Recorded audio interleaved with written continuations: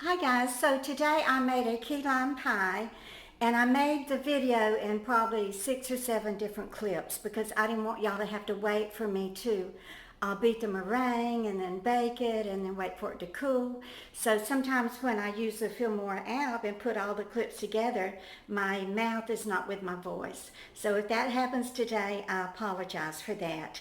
But I'm going to get into the video now, but I want to say that this video is made especially for Kippy. His handle is 95 Kippy, and Kippy has just about abandoned me. Since I moved out of the studio apartment because he loved watching me cook. And y'all know I just haven't been able to do that much. I mean, it was all I could do to see how to prepare a meal in that old dark, dank basement apartment. And then when I was at Jill's, you know, it's difficult for 2 cooks to be in the kitchen. So thank you for being patient with me, Kippy, and thank you for all of you for being patient. And my views have just shot way up. And I want to welcome all of my older subscribers, not older in age, but older as having been subscribed to my channel for a long time. Welcome back. Thank you so much for waiting on me and for giving me another chance. So let's get busy with the key lime pie. Here we go. So let's get busy. First, you want to preheat your oven to 375 degrees, and then we are going to have 4 egg yolks. I already have separated 3 of them just to save time. So let's go ahead and use my Tupperware egg separator. Now, I put these out early this morning so that they could get to room temperature because the whites will separate much easier from the yolk if the egg is at room temperature. Now, you want to make sure and not get any little bit of the yolk in there or the egg whites will not beat. It just makes them deflate instead of inflate. And look, even though I had it at room temperature, it's not wanting to separate. Oh, it will eventually. Just got to jiggle it around a little bit. Oh, I love key lime pie. I think I can't find my old recipe. What is wrong with this? Talk about a stubborn egg. I remember making it when I was a young mother. This is really weird. I've never had an egg not separate like that before. When I was a young mother, I used to make key lime pies out of a can of frozen lime juice. But I haven't made that in years, and I don't even have that recipe anymore. But I am going to put a meringue on this, mainly because I don't want to waste these egg whites. And I did find my old meringue recipe. You can tell I never used it much because, I mean, why even bother to write it down? It's only 2 ingredients.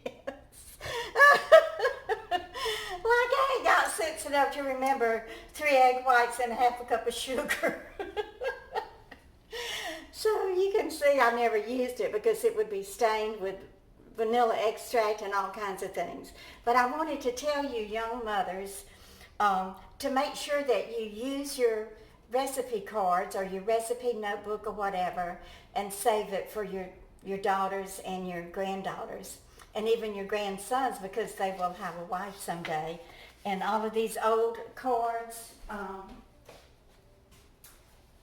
in your recipe box, they will just mean so much to your family after you're gone. And they have all your old dirty cards with everything spilled on it. So don't go and rewrite them on all fancy brand new cards because that will be a legacy you can leave for your family. So anyway, we're just going to beat the 4 egg yolks a little bit. And then to this, we're going to add 1 can of sweetened condensed milk, and this is the 14-ounce can. Like I said, this is just so simple and easy.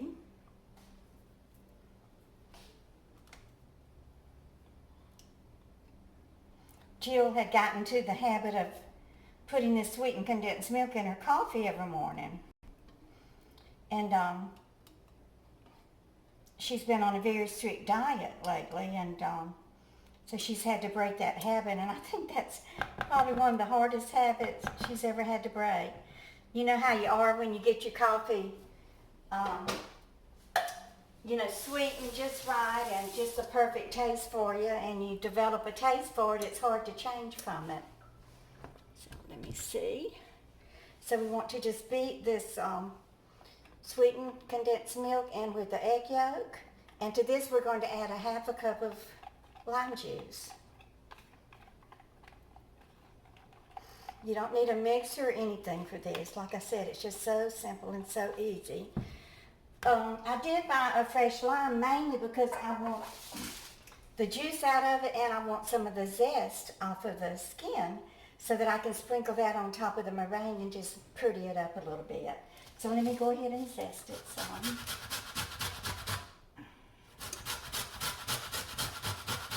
Every time the word key stands out to me because one of my very best friends in high school, her last name was Key. I'm not going to tell you her real first name because I don't want her bothered and stalked and called. So we'll call her Annette Key. But every time I look at a set of keys or anything to do with a key, it reminds me of Annette Key and her family. She had the sweetest mother, y'all. And her mother wore her hair real short. You know, back then in the 50s and 60s, most women had long hair, so that was such an unusual style for me. And her hair was real curly. She was a beautiful woman. I remember her being tall and being real sweet. Annette, you did have a beautiful mother. But one time I was over at Annette's house, and I remember going out. I don't know if we were playing softball or catch or something or whatever in the backyard, and her mother had hung clothes out on the line, and you could just smell the tide, you know, blowing in the breeze from those clothes. Back then, we didn't really have a whole bunch of different detergents to choose from. I think there was just Tide and maybe, oh, I don't know. Y'all can tell me the names of the ones that you remember. But I know my mother used Tide, and most of the women there did use Tide products. So I have my little bit of zest grated, and like I said, we're just gonna sprinkle this over the top of the meringue just to pretty it up a little bit. So let me go ahead and squeeze it.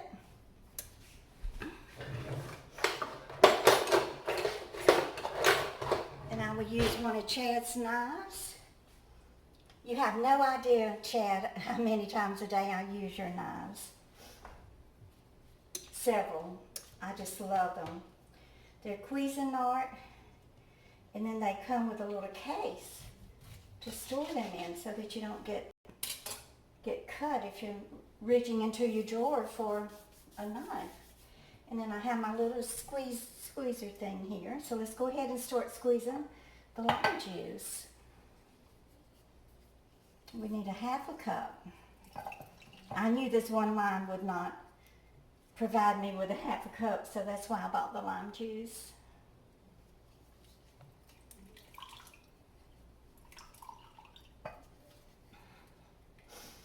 I remember Miss Phyllis Stokes, she would juice her limes and lemons, and one of her videos, the first video of hers that went viral was how to freeze lemon juice. So if I can find that video, I will leave it in the description below so y'all can go over there and watch her. I still go over and watch a lot of her videos. She was such an amazing woman, and I'm so glad her son kept her channel up. So now we want to add this half a cup of lime juice to the 4 egg yolks and the can of cream of condensed milk. Not cream of condensed milk. So let's go ahead and just whisk this up a little bit. And then we will pour it in the cup. This seems awfully juicy. I hope I didn't get 1/2 cup lime juice. Okay. I reckon it will thicken as it cooks. There we go. Oh, the sweet and the bitter. Oh, it's going to be so good, y'all. I can't wait till it gets done. So like I said, you can just put it in the oven and bake it like this for 15 minutes. You don't have to put a meringue on it. You can save those egg whites for your omelet in the morning. But behind Annette's house was the lumber mill, and it was owned by the Miles family. And then down from Annette's house, at the end of the road, was the Miles estate where they lived. And I think there were 3 or 4 children in that family. But Debbie was the youngest one, and she was closer to my age, and she was a very good friend of mine. And I think she was one of the first girls that ever got a set of hot rollers. She was a majorette also, and she would ask to use the phone in the office of the school and call her mother and tell her to plug in her hot rollers because we had a game on Friday night and she had to get her hair curled and ready for the football game. Okay, so I'm going to turn it off now while I beat the egg whites, and I'll be back with the meringue. Okay, so I have the egg whites fairly stiff, which you want to do this before you start adding the sugar. So I'm going to add the sugar, and then I'll be back and show you the finished egg white meringue, and we will put the pie in the oven. Okay, so I have the meringue beat. If you have cream of tartar, just go ahead and put a little pinch of that in it, and it will help stiffen them also. But you want to taste it and make sure it's the sugar is dissolved, or beat until it's not granular in there anymore. It's good. And then the graham cracker pie crust, I just bought the Stop and Shop brand. I think it was under $2. So what you want to do is put your meringue over the top of your filling, and then whenever you spread it, you have to make sure you seal the edges. If you don't, the meringue will shrink, and then you'll have a pie that looks like it's balding. Oh, Lordy. But anyway, my friend Debbie, she was so sweet, y'all, and she was, like I said, she was like 2 years younger than me. So when I was about 15, I had my driver's license, and she was about 13, and they were wealthy, so they always had the really expensive cars. So her mom and dad had one of those big old Oldsmobile Tornadoes.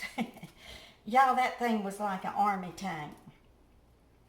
And one time she and I went to Hattiesburg, because Hattiesburg is the town nearest Lumberton, and that's where we would go to the theater and go shopping and go to F.W. Woolworth and get a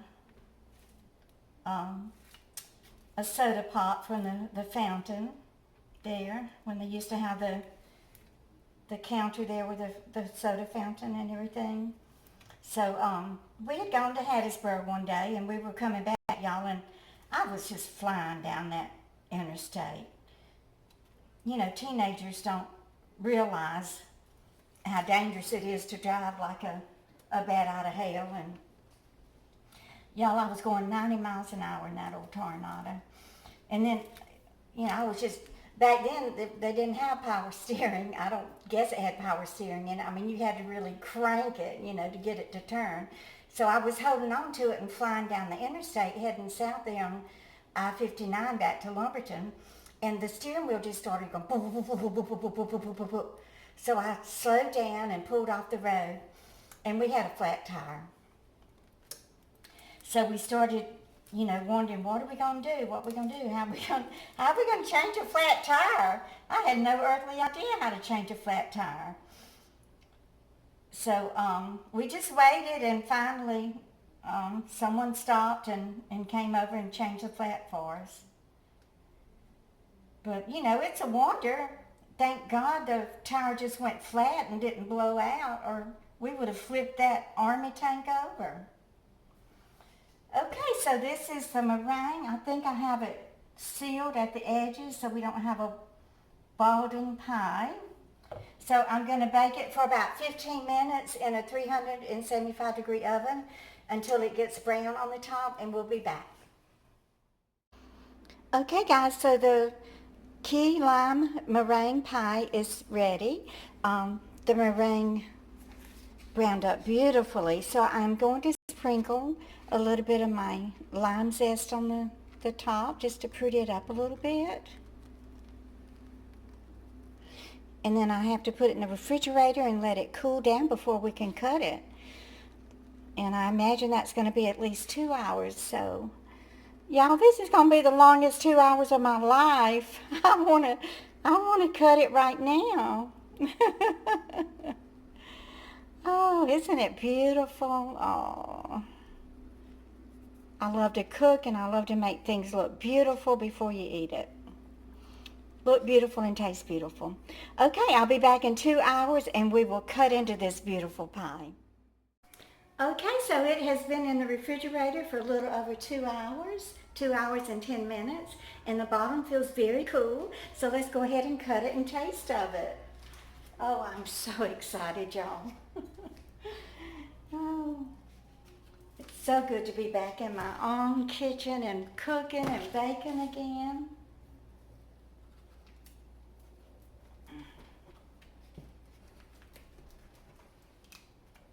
Y'all, I have never made this recipe before, so I don't know how it's going to turn out.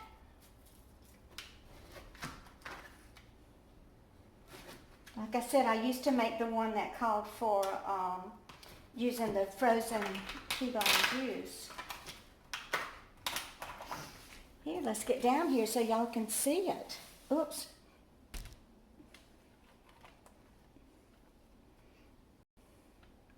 I think it looks pretty delicious, don't you?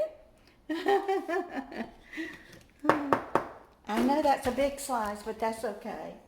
I've waited a long time for this. So let me get a fork.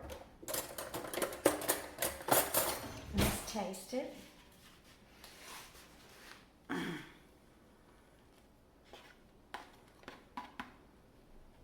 I wish I had all 8,000 of y'all here with me. I'd give all of you an assignment to bake this, bake that, bake this, and so we'd have enough for everybody.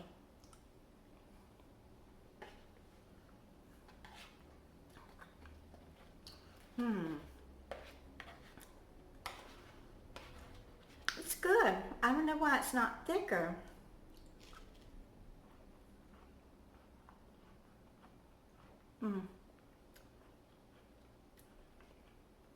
I think it's because it's not cold enough. Now, to me, it's not limey enough. So I'm going to add, instead of a half a cup of lime juice, maybe a half a cup and a tablespoon, or just add some of the lime zest. That'll make it a little bit more bitter. It just doesn't have enough lime flavor.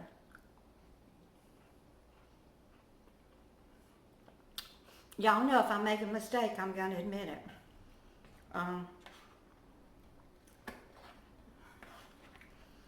But it's still so delicious.